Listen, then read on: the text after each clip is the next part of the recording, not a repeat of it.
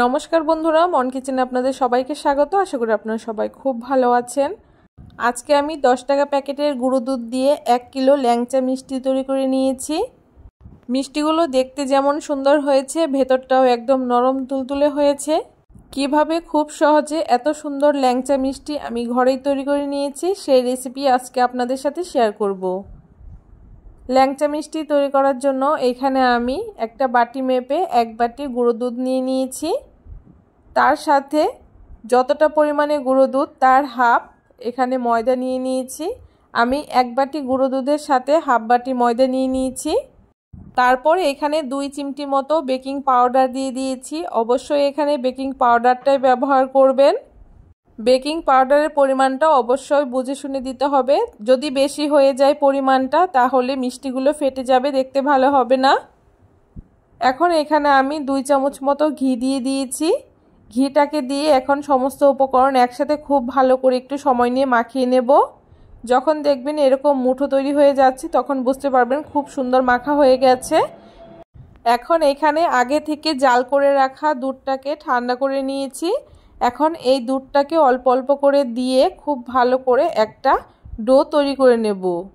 ডোটা খুব বেশি শক্ত করে তৈরি করা যাবে না, একটু চিটচিটে করে ডোটাকে তৈরি করে নিতে হবে।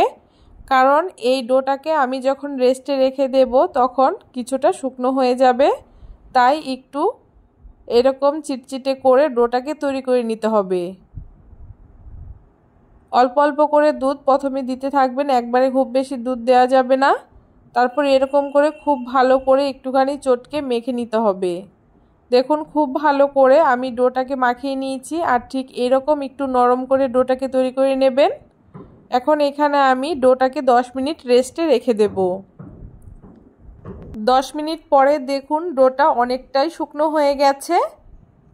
এখন আমি মিষ্টিগুলো তৈরি করে নেব। তার জন্য হাতের মধ্যে সামান্য একটুখানি ঘি লাগিয়ে নিচ্ছি, যাতে হাতের মধ্যে লেগে না যায়। এখন যতটা প্রয়োজন যেরকম ইচ্ছে করে আমি মিষ্টিগুলোকে তৈরি করে নেব। যেহেতু এখানে আমি ল্যাংচা মিষ্টি তৈরি করছি, তাই মিষ্টিগুলোকে এরকম লম্বা লম্বা শেপ করে তৈরি করে নিচ্ছি। একই রকমভাবে সবগুলো মিষ্টি এরকম লম্বা লম্বা করে শেপ দিয়ে আমি বানিয়ে নিচ্ছি। আপনারা চাইলে যে কোনো শেপ দিয়ে এই মিষ্টিগুলোকে তৈরি করে নিতে পারেন। দেখুন সবগুলো মিষ্টি এক এক করে আমি এখানে তৈরি করে নিয়েছি। এখন মিষ্টিগুলো ভেজে নেব। তার জন্য কড়াইতে বেশ অনেকটা পরিমাণে তেল দিয়ে দিচ্ছি। তেলটা দেওয়ার পরে খুব বেশি গরম করা যাবে না, আঙুল সহ্য করা যায় ঠিক এরকম গরম তেলের মধ্যে এক এক করে মিষ্টিগুলোকে ছেড়ে দিতে হবে, আর উনানের আঁচটাকে একদম লোতে রাখতে হবে। এভাবে করে এক এক করে আমি সমস্ত মিষ্টিগুলোকে দিয়ে দিচ্ছি। একদম লো আছে মিষ্টিগুলোকে একটু সময় নিয়ে ভেজে নিতে হবে। হাই ফ্লেমে দিলে মিষ্টিগুলো খুব ভালো ভাজা হবে না, আর মিষ্টিগুলো একদম পারফেক্ট হবে না। একটা পাশ হালকা একটু কালার চলে আসলে ঠিক এরকম করে আলতো হাতে একটুখানি উল্টে দিতে হবে। এই অবস্থায় খুব সাবধানে মিষ্টিগুলোকে উল্টে পাল্টে নিতে হবে। এভাবে করে আস্তে আস্তে দেখতে থাকবেন মিষ্টিগুলো খুব সুন্দর ফুলে উঠছে। আর হাতা দিয়ে ঠিক এরকম করে একটুখানি ঝাঁকিয়ে নেবেন, তাহলে মিষ্টিগুলো আর ভাঙবে না। এভাবে করে উল্টে পাল্টে মিষ্টিগুলো যতক্ষণ না লাল লাল হয়ে যাচ্ছে ততক্ষণ একটুখানি ভেজে নিতে হবে।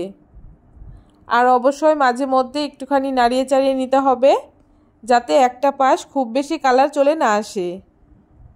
দেখুন মিষ্টিগুলো আস্তে আস্তে খুব সুন্দর কালার চলে আসছে, আর মিষ্টিগুলো কতটা ফুলকো ফুলকো হয়েছে দেখে বুঝতেই পারছেন। মিষ্টিগুলো খুব সুন্দর একদম ফুলে গেছে, আর দুটো পাশে খুব সুন্দর কালারও হয়ে গেছে। এখন খুব ভালো করে মিষ্টিগুলোকে আমি তেল ঝরিয়ে তুলে নেব। সবগুলো মিষ্টি প্রায় একই রকম সাইজের হয়ে গেছে, আর কালারটাও একই রকম এসে গেছে। এখন খুব সুন্দর করে তেলটাকে ঝরিয়ে আমি মিষ্টিগুলোকে তুলে নিচ্ছি। একই রকমভাবে সবগুলো মিষ্টি আমি খুব সুন্দর করে তেল ঝরিয়ে তুলে নেব। মিষ্টিগুলোকে তেল ঝরিয়ে তুলে নেওয়া হয়ে গেছে, আর মিষ্টিগুলো দেখতে কতটা সুন্দর হয়েছে দেখে বুঝতেই পারছেন।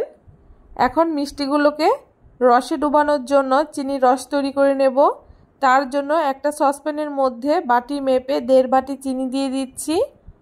তার সাথে এখানে আমি 4 বাটি জল দিয়ে দিচ্ছি। যতটা চিনি তার ডবল জল দেওয়ার চেষ্টা করবেন। দেখুন তার সাথে আমি এখানে 2টো এলাচকে ফাটিয়ে দিয়ে দিয়েছি, এতে ফ্লেভারটা বেশ ভালো হয়। এখন খুব ভালো করে চিনির রসটাকে জাল করে নেব। মোটামুটি 5 থেকে 7 মিনিট চিনির রসটাকে জাল করে নেব। চিনির রসটাকে খুব ভালো করে জাল করে নেওয়া হয়ে গেছে। এখন এক এক করে আগে থেকে ভেজে রাখা মিষ্টিগুলোকে আমি চিনির রসের মধ্যে দিয়ে দিচ্ছি। চিনির রসের মধ্যে মিষ্টিগুলোকে দিয়ে দেওয়ার পরও উনানের আঁচটাকে হাইতে রাখতে হবে। এইভাবে করে সমস্ত মিষ্টিগুলো আমি চিনির রসের মধ্যে দিয়ে দিয়েছি। এখন ঢাকনা দিয়ে 5 মিনিট হাই ফ্লেমে মিষ্টিগুলোকে জাল করে নেব। 5 মিনিট পরে দেখুন মিষ্টিগুলো খুব সুন্দর ফুলে গেছে, অনেকটা রসও ঢুকে গেছে। আরও বেশ কিছুক্ষণ আমি মিষ্টিগুলোকে চিনির শিরায় ডুবিয়ে রাখবো, মোটামুটি 2 ঘন্টার মতো, তারপরে ফিরে আসছি। দেখুন 2 ঘন্টা পরে মিষ্টিগুলো কতটা ফুলে গেছে আর কতটা নরম তুলতুলে হয়েছে দেখে বুঝতেই পারছেন। একটা মিষ্টি আমি আপনাদেরকে ভেঙে দেখিয়ে দিচ্ছি এর ভেতরটা কতটা সুন্দর হয়েছে। যেমন জালিদার তেমনই নরম তুলতুলে, খেতেও দুর্দান্ত হয়েছিল। অবশ্যই একবার এইভাবে করে গুঁড়ো দুধ দিয়ে আপনারা ল্যাংচা মিষ্টি বাড়িতে তৈরি করে দেখবেন, ভীষণই ভালো হয় খেতে। যদি গুঁড়ো দুধের এই ল্যাংচা মিষ্টির রেসিপিটা আজকে আপনাদের ভালো লেগে থাকে অবশ্যই সবার সাথে শেয়ার করে দেবেন। আর ভিডিওটা ভালো লাগলে অবশ্যই আমার চ্যানেলটাকে সাবস্ক্রাইব করে দিয়ে পাশে থাকা বেল আইকনটি প্রেস করে বন্ধু হয়ে আমার চ্যানেলের পাশে থাকবেন।